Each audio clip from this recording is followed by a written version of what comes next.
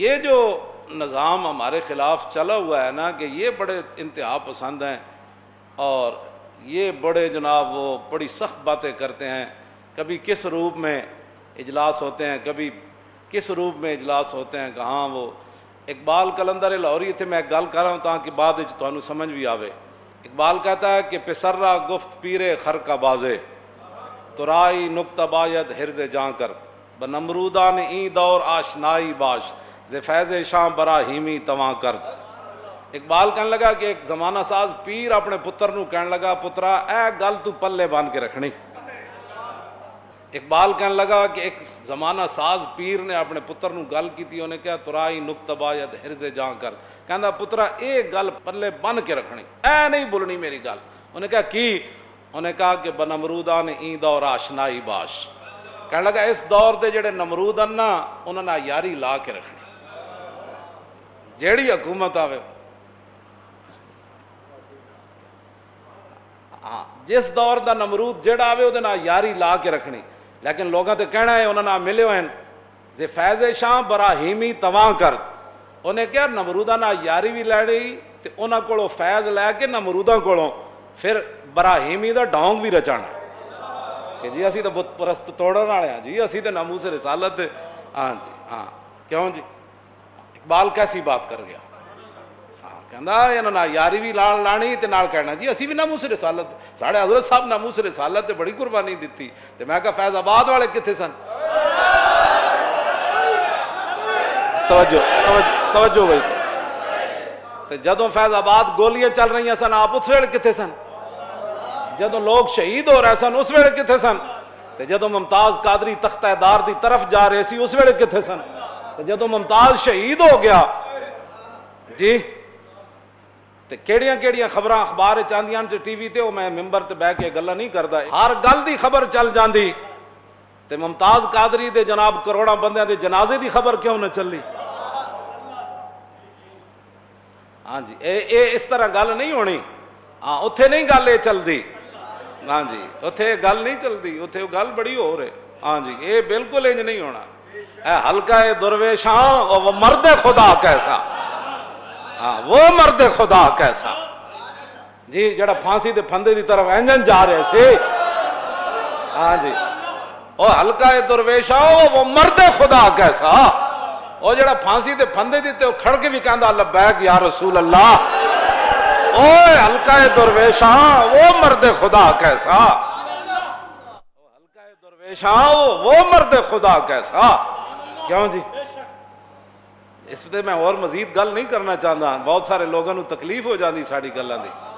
ایک ہی بات ہوئی جدوں حضور دی گل آ گئی، حضور یریدون لیطفئوا نور اللہ بافواہہم، اللہ تعالیٰ فرماتا ہے کہ لوگ اپنے منہوں کے ذریعے اللہ کے نور کو بجھانا چاہتے ہیں، دین کے خلاف سارے تسی اکٹھے ہو جاندے ہو، کدی تواڈے منہ وچوں ایک گل دین دی نہیں نکلی، کدی تسی اے نہیں کیا کہ یار پاکستان اللہ دا بڑا وڈا ہے جناب، احسان ہے ساڈے اوتے، ساڈے لکھاں قربانیاں ہوئیاں، جو لکھاں قربانیاں نہ دیندے لوگ تے پھر تانوں اسمبلی دیاں سیٹاں لبنیاں سن، پھر تانوں یہ وزارتاں لبنیاں سن، مڑ کے تسی پھر پاکستان حضرت فاروق اعظم، جدوں میں وہ گل کئی باری بیان کی تھی لیکن تواڈے یاد آنی واسطے پھر سنو، جدوں بیت المقدس دی فتح واسطے گئے تے اگے چھوٹی جی نہر آ گئی تے حضرت عمر اتر پے تے آپ نے وہ موزے اتارے تے فجعل علی عاتقہ، آپ نے دوویں اپنے کندھیاں تے رکھ دیتے، فقال له ابو عبیدہ یا امیر المومنین تفعل هذا ما یسرنی ان اہل الشام استشرفوک،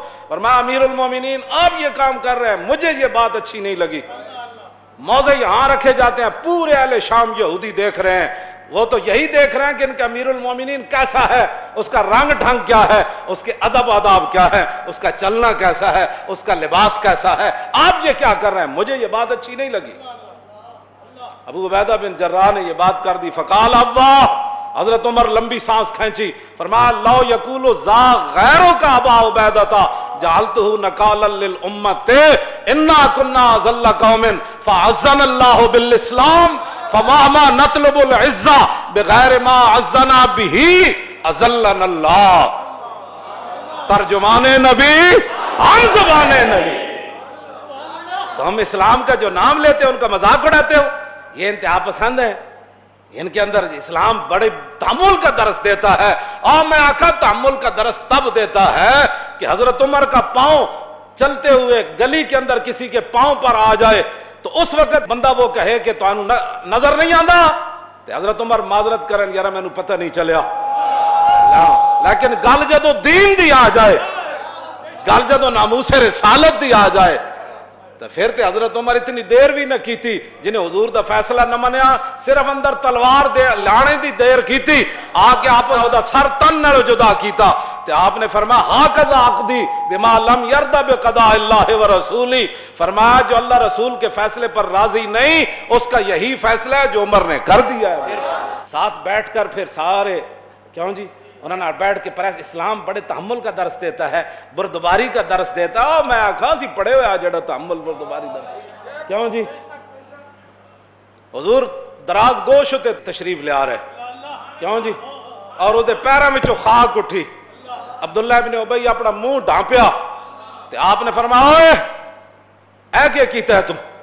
انہوں نے جناب اتنی دیر جناب گل گرم و گرم ہو گئی اتنے. پھر کھڑیاں کھڑیاں اس گدے مبارک نے حضور دے دراز گوش نے پیشاب کر دیتا.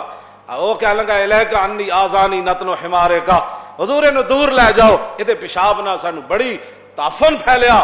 تے صاحب تحمل کی بات ہے، اس نے پیشاب کے بارے میں بات کی کیوں جی، لیکن فرمایا تجھے پتہ نہیں یہ پیشاب کس جانور کا ہے. تحمل بھی کیا تو بردباری بھی گئی. اور مدینے کے رہنے والا باشندہ اور حضور کے پیچھے نمازیں پڑھنے والا عربی دان فرمایا حضور کا جو دراز گوش ہے اس سے تو نفرت کرتا ہے.